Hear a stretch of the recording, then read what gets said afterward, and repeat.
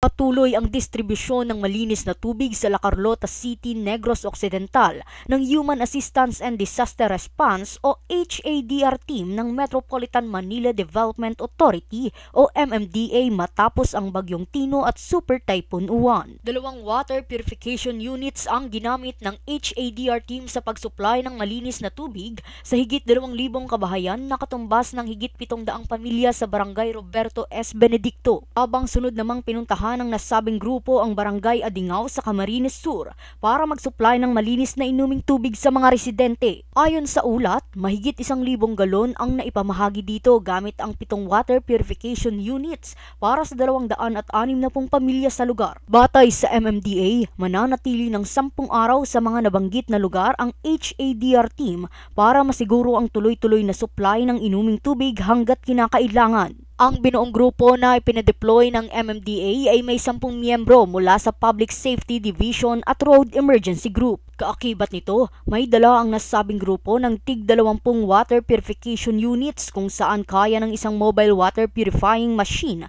malinis ang 180 na galon ng tubig kada oras. Pabatid ng MMDA dahil sa matagumpay na operasyon, taos-puso silang nagpapasalamat sa tulong ng PAL Foundation dahil sa libreng cargo airlift sa Civil Aviation of the Philippines o CAAP na nag-aproba ng clearance sa pagload at maging sa Cebu Pacific para sa mabilis na booking at pagproseso ng mga personnel na ipinadala sa nasabing operasyon. Rayabel Medina, nag-uulat para sa Golden Nation Network.